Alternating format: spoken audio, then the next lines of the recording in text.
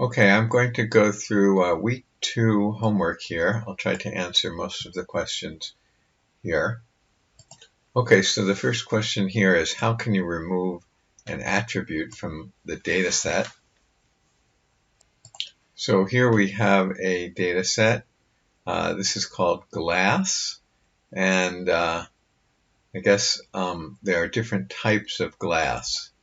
So we can see that there is what they call build, wind, float. I don't know really what it is.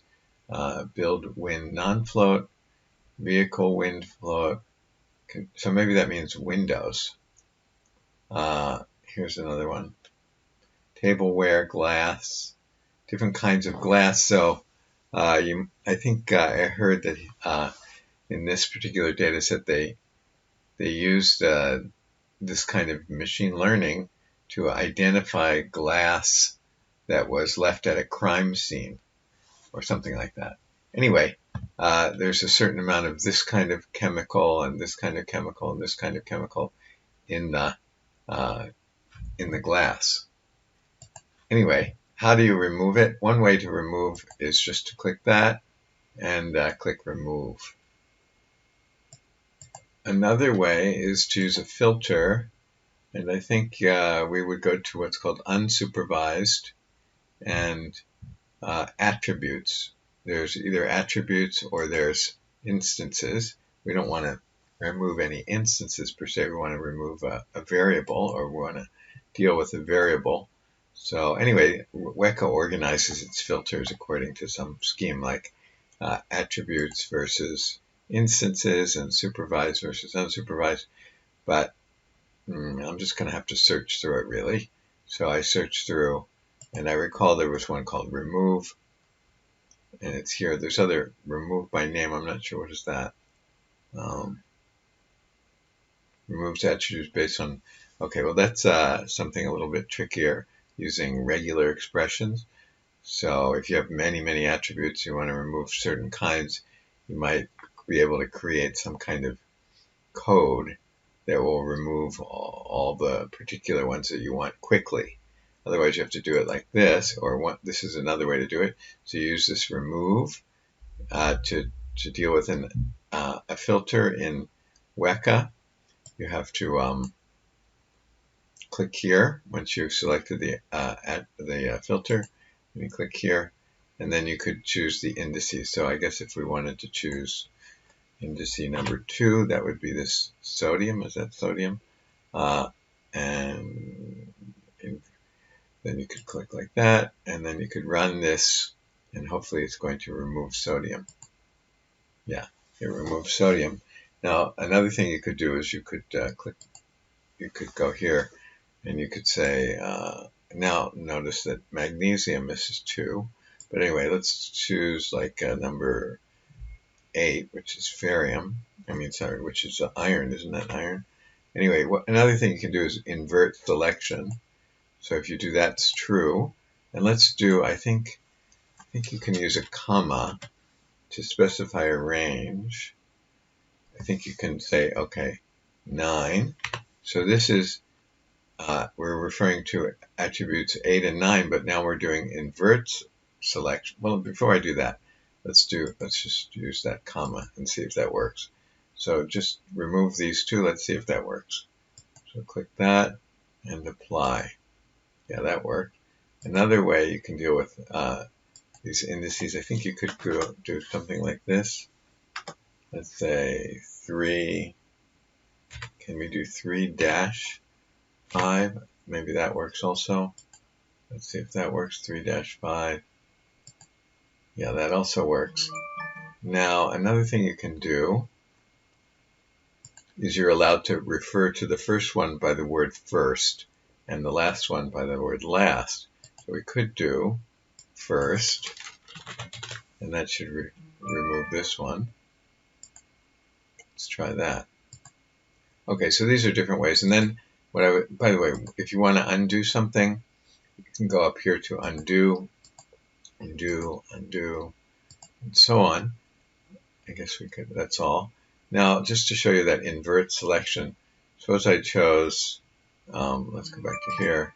and let's say 7, let's say 6, comma 7 dash last. Okay, so that is, well, that's kind of silly, isn't it? Let's do 5, comma 7 dash last. So we're referring to this one and then all of these. Now, if I do invert selection and remove, then I'm going to be removing everything but this. So let's check that. So apply, and now that's what we did. Now, the other thing I want to warn you about when you do that is don't forget, like you might think, okay, I'm just going to remove, I want to get rid of 5, 7, 8, and, oops. You might think that you want to remove, say, 5, 7, 8, I'm sorry, you want to keep those and you want to remove everything else. But usually you don't want to remove the last one, but sometimes you forget that. So if you did this invert selection, you're going to remove what? Let me go back first of all. Let me just show you this again. Let me go back, undo everything. Okay, now let's do that again. Remove these. Invert selection is true. So I'm thinking, oh, I'm going to remove everything like 1 and 2 and 3 and 4, not 5, and 6. And I think I'm going to remove those only. For some reason I want to remove those. But I'm forgetting that when I do invert selection, this will also remove type. So anyway, just a little reminder there. So if you do this like this, you will remove type, which probably you don't want to do that. That's the class variable. You generally don't want to remove that. But let's see. Yeah, so now we lost the class. Okay, how can you remove an attribute from the data set? Okay, we just talked about that. In the weather.nominal data set, how does he remove instances that have low humidity? So first, in the first question, how do we remove an attribute? Now the next question, question number 2, we don't want to remove the attribute. We just did that. We just removed like sodium, or we just removed something else, some other attribute. That's not what we're trying to do in this one. Here we're just trying to remove certain instances. Certain instances, and the way we're choosing those instances is instances where where one of the variables has a particular value. So which data set are we talking about? Weather.nominal. Let's look at that first. Okay, so this is weather.nominal. Let's use the edit here. So we don't want to remove a whole, like the entire temperature variable or the entire humidity variable. We don't want to remove any variable. That's not what we're trying to do here. We want to remove certain instances, not variables. So remember he said that, remember in these filters, we can, certain filters do things to attributes and other ones do things to instances. Okay, so we want to do something to instances here. So going back to here, now which instances do we want to remove? We want to remove them based on the values of a particular variable. That is, we want to remove the instances where the humidity, I think, was high, is what he said. So like this has humidity high, so let's remove that, and this, and this, and this, and this, and this. Now, this is the kind of thing you would do in programming. You can do this in R, you can do this in Python. It's kind of tricky to learn how to do it, but once you get used to it, you can do it. But the idea of filters in weka is that you can do this stuff without programming. The same kind of thing that you would do in programming, you can do this way as well. Now let's take a look. So, sorry, not high humidity. We want to remove the ones that have low humidity. So let's take a look at that again. Here. So the ones that humidity is here and that have low, I don't see any. There's no such thing as low. What does that mean? Okay, so actually it was high humidity. So I just changed this. So if you had trouble with that because it was written low, it should be high. So how do we do that? Let's go back to the data, and we see that there are some that are high. And in fact, the first one, in the first humidity value is the high one. So let's just take note of that. And let's go to, let's find, so as I said, we don't want to remove an attribute. So it's probably, that filter is probably not here. We want to remove instances. So it might be here. And it happens to be called this one, remove with values. So how would you know that? You wouldn't know that unless you saw his video, or you just went through this list and sort of read what all of them do. But it's a little even hard to figure out what they do just by reading it. But anyway, so let's do that. Remove with values here. Click on it here. Which attribute do we want to work with? So we want to work with the humidity one. So I think that would be 3. And the indices, we saw it was the first one. That was the first occurrence of humidity was high, and that's the one we want to remove. So we could put 1 here. So probably the second occurrence of humidity was also high. Okay, let's try this. And click OK. And click Apply. And hopefully we're going to remove some instances by doing this. So let's try it.